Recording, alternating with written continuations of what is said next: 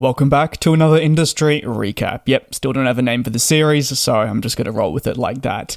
Allegiant Air are retiring aircraft as they prepare to welcome new planes on. An airline takeover of sorts is on hold, and an airline has announced expansion efforts.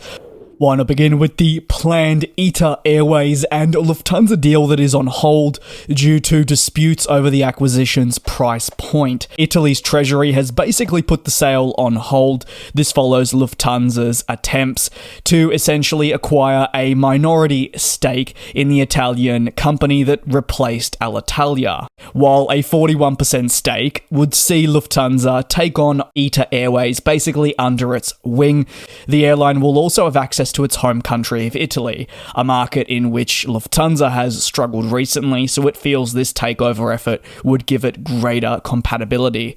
Initially trying to push for a 41% stake, this being a minority one, Lufthansa executives have not been afraid to state that with time, if the acquisition is a success, they will move forward to take a majority in the airline and fully integrate it within the Lufthansa group. However, according to sources, including those at Reuters, the Italian treasury has now stated that it does not want to undersell ITA Airways. The holdup reportedly involves Lufthansa's plans not for the 41% stake, but more so its eventual decision to move towards a majority, should the minority's acquisition go according to plan. Specifically, the concerns relate to the eventual price point that will be paid to grow the 41% stake to a majority and give the German flag carrier full control of the Italian airline. The basis is that it wants to be a fair one. Lufthansa says it's very much keen to work with Italy and ITA to resolve the matter to make sure that the takeover ambitions can continue in a smooth process and obviously get done as soon as possible. It will propose various remedies to try and get the minority part of the deal over the line at the very least first. Disagreements such as these and/or even concerns over a price point occurring at the final hour are certainly not uncommon, not just within the aviation industry, but could even relate back to, say, the purchase of something as significant as a house. And they can stem from various different factors, such as basically the other party just trying to get a fair deal, maybe extract a little bit more revenue, push back at the last moment over fears of what could occur, and so much more. For Lufthansa and the ITA deal, we actually already know that the EU gave their formal approval at the beginning of July to integrate the Italian company into the broader group. Once all parties, however, can agree on the financial element of the deal and proceed, Lufthansa will have greater access to Rome and therefore the opportunity to better service markets across Africa and Latin America. It shouldn't just be limited to there. There are many other locations that will be within reach that it can act on. Under the wing of Lufthansa Group, many analysts have also forecasted that ITA Airways will have a greater ability for sustained success in a highly competitive European market. Because if it isn't just Lufthansa Group, there's the International Airlines Group and Air France KLM all up there trying to obtain as much market share as possible. And it presents its challenges even for the best of airlines. Over to Condor, who have announced the addition of 8 cities to their route network, expanding their preparation for the summer 2025 season, and also placing aircraft in these respective cities after prices continue to increase to operate out of Germany.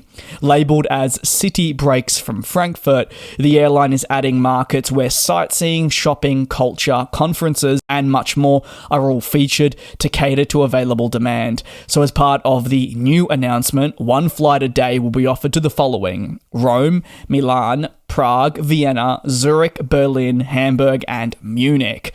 Condor has long focused on long-haul routes, and seemingly every time I have actually mentioned them on the channel, there has been a focus on these longer flights. They've highlighted that this has been a massive success for them, with service launches to the likes of New York and even as far as Bangkok. However, looking further into the future, they know they can also do something pretty exceptional with more short-haul destinations, thanks to ongoing fleet renewal renewal efforts. Condor highlights the combination of business travel and leisure, something like Bleisure, which is the airline's ambition to basically serve short-haul markets that will adhere to both the requirements laid out by leisure travelers and business, hence the coming together of Bleisure. I don't know how I feel about that, but you can let me know down below in the comments. The German carrier has also made it very clear that it's not afraid to move away from what it has traditionally been known for, which is being a more vacation-based operator. Its CEO has stated it's moving away from this and is looking to develop a schedule on a consistent basis that shows it is something more.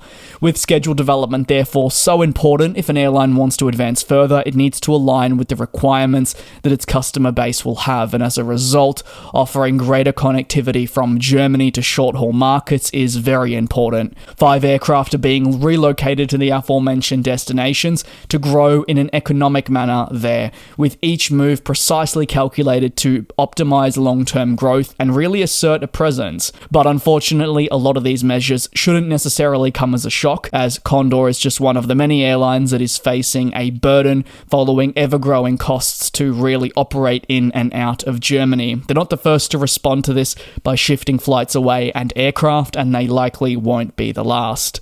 Over to Allegiant Air, who are changing their fleet plans as part of ongoing attempts to manage capacity constraints and their overall finances. In their latest quarterly figures, Allegiant revealed that ever-so-specific aging Airbus airframes will be retired earlier than expected. The retirement will include 21 units and follow the requirement for heavy maintenance on A320 family aircraft, with overall repair work needing to take place anyway to maintain high safety standards. Allegiant Air states that it has since then been forced to reevaluate its operation and basically from this point determine the best course of action for developing and growing its fleet in a sustainable manner for the future. And this means harsh decisions have to be made, including now 21 aircraft being pulled. These aircraft being retired will align with the arrival of Boeing 737 MAX jets, these brand new, and follows a recent amendment to the purchase agreement for these planes signed in September last year. Following the retirement of these planes, and therefore you could say subsequent fleet reshuffling, all decisions are being made to ensure that the MAX aircraft can come through the door without, say, reducing the overall operating fleet or causing a massive capacity loss across some of its key markets. The remaining airframes in the A320 family are to be retired over a multi-year period between December of this year and December of 2026. Some of them have already occurred. Allegiant Air has actually said that over the last around about, I want to say 10 months, 4 aircraft in that family have departed, so the number will go down towards 100 Airbus family aircraft units present as part of this latest round of retirements. Again, a lot of those retirement efforts are going to fundamentally rely on the ability to take the MAX plane on time. That is an ever-increasing challenge, whether it's been the most recent strike action or the colossal oversight that has occurred. Boeing's had troubles really having an output rate that allows it to get planes out on time, and unfortunately, Allegiant has been hit by these delays for its MAX on multiple occasions, so it's going to need to really be cautious about retirement efforts and make sure it is actually getting these MAX jets on time and when they need them, rather than being put in an unfortunate situation where they've said goodbye to a bunch of older planes and then they don't have the means to replace them and then have to start cutting routes. Of course, if that's absolutely necessary, it's a decision they will have to make, but they'll do everything in their power to avoid it. That'll conclude today's recap. Let me know your thoughts down below in the comments. Thanks for watching, and I'll see you tomorrow.